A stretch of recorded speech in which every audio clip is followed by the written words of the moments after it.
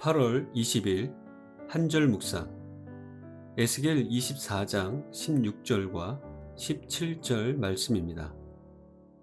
인자야, 내가 내 눈에 기뻐하는 것을 한번 쳐서 빼앗으리니 너는 슬퍼하거나 울거나 눈물을 흘리거나 하지 말며 죽은 자들을 위하여 슬퍼하지 말고 조용히 탄식하며 수건으로 머리를 동이고 발에 신을 신고 입술을 가리지 말고 사람이 초상집에서 먹는 음식물을 먹지 말라 하신지라.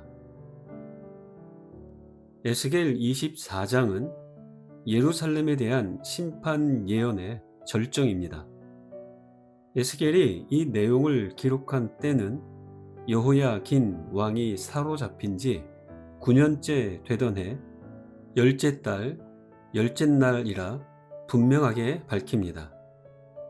이때는 바벨론 왕 느부갓네살이 예루살렘을 포위하고 최후 공격을 시작한 날입니다. 하나님은 에스겔을 통해 이 정확한 날짜를 기록하게 하심으로써 심판의 확실성을 강조하십니다. 1에서 14절은 예루살렘이 녹슨 가마와 같으며 그 안의 백성은 심판의 불로 무르도록 삶아진 고기와 같을 것이라 말씀하십니다. 가마의 녹은 예루살렘의 죄악과 부패를 상징하며 하나님은 이 죄악과 부패의 녹을 제거하시기 위해 성읍을 완전히 소각하기로 결정하셨다고 말씀하십니다. 15에서 27절까지는 에스겔의 아내의 죽음을 통한 메시지가 선포됩니다. 선지자로 사명을 감당하던 에스겔에게 비극적인 사건이 일어납니다. 에스겔의 눈에 기뻐하는 것을 한번 쳐서 빼앗을 텐데 그것으로 슬퍼하거나 울거나 눈물을 흘리지 말라고 하시면서 하나님이 그의 아내를 데려가십니다. 아내의 죽음에 대한 에스겔의 상징적인 행동을 통해서 예루살렘 성전 파괴를 앞둔 이스라엘 백성들에게 표징이 되게 하십니다. 예루살렘의 멸망이 시작된 날에 철저한 정화와 심판을 선언하는 에스겔. 그는 가장 소중한 아내를 잃는 고통 속에서도 하나님의 공의를 인정하고 순종합니다. 그렇다면 우리는 어떤 믿음으로 하나님과 그분이 주신 사명을 감당하며 나아가야 하겠습니까? 하나님만 기뻐하는 믿음으로 나아가야 합니다. 에스겔에게 있어서 그의 아내가 눈에 기뻐하는 자였던 것처럼 이스라엘 백성에게는 예루살렘 성전이 그러했습니다. 그들에게 성전은 세력의 영광이자 눈의 기쁨, 마음에 아끼는 것이었습니다. 그러나 그들의 그러한 마음은 어디까지나 성전을 향한 것이지 하나님을 향한 것이 아니었습니다.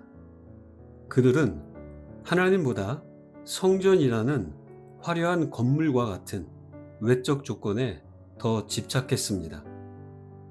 하나님을 성전에 가두어 놓고 일상에서는 하나님 없는 삶을 살아왔습니다. 하나님을 사랑하는 것이 아니라 성전을 사랑했던 것입니다. 눈에 보이는 성전으로 기쁨과 만족을 누렸지 보이지 않는 하나님은 그들의 마음속에 없었습니다. 그렇기 때문에 그들의 삶과 성읍은 온갖 죄악과 부패로 넘쳐날 수밖에 없었습니다.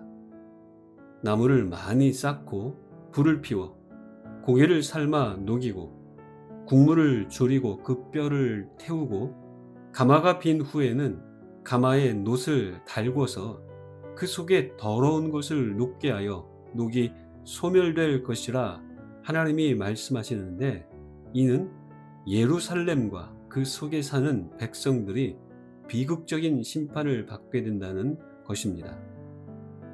혹시 우리도 하나님보다 성전이라는 외적 조건에 더 집착하고 있는 것은 아닌지 살펴야 합니다. 삶에서 하나님보다 더 사랑하고 아끼는 눈의 기쁨이 무엇인지 돌아보아야 합니다. 그것이 하나님과의 인격적인 관계보다 앞선다면 그것에 의해 결국 삶은 파괴될 것입니다. 하나님은 우리를 위해 그것을 거두어 가시기도 하십니다. 또한 고난 중에서도 하나님의 주권을 인정하는 믿음으로 나아가야 합니다. 에스겔은 하나님을 믿고 따르면서 매우 비싼 대가를 치릅니다. 그의 아내가 죽었으나 그에게는 슬퍼하며 애곡하는 것조차 금지되었던 것입니다. 사실 이것은 하나님의 자녀이자 사명자에게는 냉혹하고 가혹한 고통입니다. 인간적으로 생각해 볼 때 부당해 보이기까지 합니다. 열심히 하나님의 일을 감당하고 있는 자에게 어떻게 이러실 수 있지? 라는 생각까지 들 정도입니다. 고난을 주시는 하나님이나 고난에 처한 사람들을 우리의 이성과 힘으로 이해하기는 참으로 어렵습니다. 원인과 과정과 결과에 대하여 쉽게 논할 수도 없습니다. 하지만 그리스도인은 그 고난에 대한 태도와 결과에 대한 기대를 우리에게 유익이 되는 방향으로 설정하는 자입니다. 어떤 상황에서도 하나님을 신뢰하겠다고 결단할 수 있고 힘든 시험의 시기를 통과해야 할 때 잘 견디며 강하게 해달라고 구체적으로 간구할 수 있습니다. 고난이 자신을 무너뜨리는 것이 아니라 고난이 자신을 더욱 견고하게 세워가도록 말입니다. 고난 중에도 하나님의 주권을 인정하는 여러분 되시길 바랍니다. 하나님의 자녀이자 사명자로 살아가는 자는 삶 전체로 메시지를 전하는 자입니다.